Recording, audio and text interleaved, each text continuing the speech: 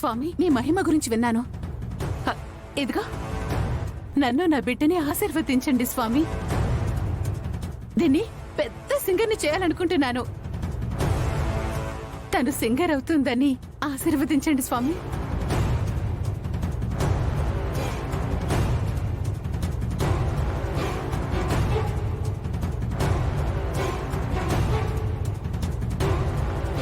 స్వామి, ఇలా చూడండి స్వామి. నా తల మీద మీ చెయ్యి పెట్టి ఆశీర్వదించండి స్వామి. నేను పెద్ద సింగర్ అయిపోవాలి. కావాలంటే మీకు ఏకంగా పెద్ద గుడి కట్టించేస్తాను.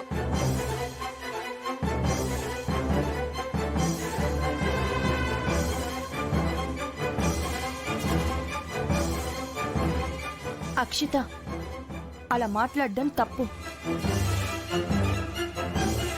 యోగ శక్తితో భగవంతుడి హృదయంలోనే స్థానం సంపాదించుకున్న వాళ్ళకి నువ్వు కట్టే గుడి గొప్పదనుకుంటున్నావా? స్వామి చూడలేదు అంటే నీ కోరిక సరైనది కాదని అర్థం. తప్పుకోండమ్మా, ముందుకెళ్ళండి. మేము ఆశీర్వాదం తీసుకోవాలి కదా. వెళ్తాంలే. ఈయన ఆశీర్వదించినంత మాత్రాన నేను సింగర్ని కాకుండా పోతానా ఏంటి?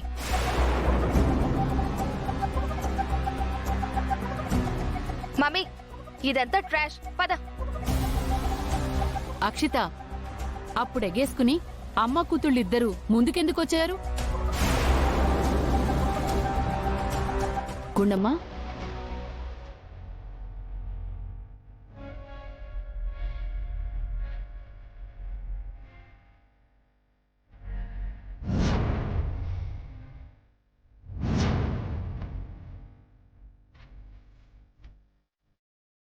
స్వామి, పురిట్లోనే నా కన్న బిడ్డ నాకు దూరం అయిపోయింది.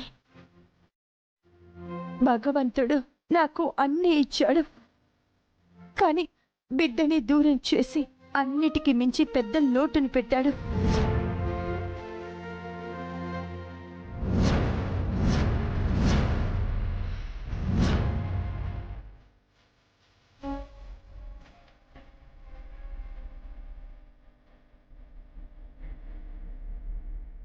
స్వామి, మా అమ్మని ఆశీర్వదించు స్వామి. తన కోరిక నెరవేరేలా చేయి స్వామి.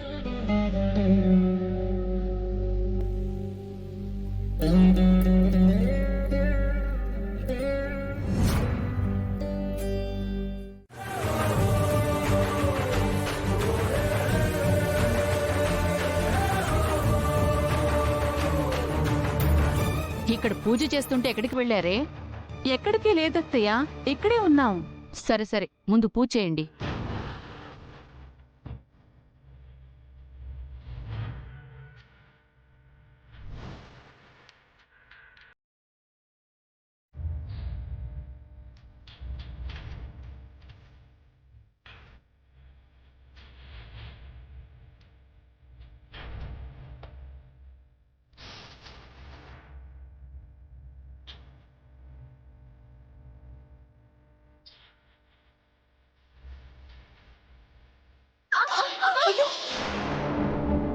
బేబీ, ఏమైంది?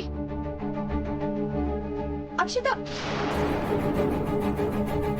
బేబీ, అక్షిత ఏమైంది? ఏమైంది? ఏమైంది బేబీ? సడన్ గా ఏమైంది? కళ్ళు తిరిగాయి మమ్మీ. దేవుడి దగ్గరికి భక్తితో రావాలి. తప్పుడు ఆలోచనలు పెట్టుకునొస్తే ఇలాగే జరుగుతుంది. అత్తయ్యా, మేమేం తప్పులు చేశాం అత్తయ్యా? ఏం తప్పుడు ఆలోచనలు పెట్టుకొనొచ్చాం? తను సింగర్ కావాలని అనుకున్నాను, అది తప్పుడు ఆలోచన అత్తయ్య. కన్న తల్లిగా ఆ గుండమ్మ తన కూతురు దొరకాలనుకోవటం తప్పు కానప్పుడు నా కూతురి భవిష్యత్తు బాగుండాలని నేను కోరుకోవడం తప్పెందుకవుతుంది అత్తయ్య? బిడ్డ భవిష్యత్తు బాగుండాలని కోరుకోవడం తప్పు అనట్లేదు. స్వామీజీ ఆశీర్వదించలేదని ఇష్టం వచ్చినట్టు మాట్లాడిందే నీ కూతురు, అది తప్పంటున్నానే. అయ్యో అత్తయ్య, ఇప్పుడెందుకలా మాట్లాడుతున్నారు? కళ్ళు తిరిగాయంటే ఉదయం నుంచి ఏమి తినకుండా ఉంది కదా, అందుకే కళ్ళు తిరుగుంటాయి. వదిలేండి అత్తయ్య. సరే, సరే పూజ చేయండి. పాలు పోయండి.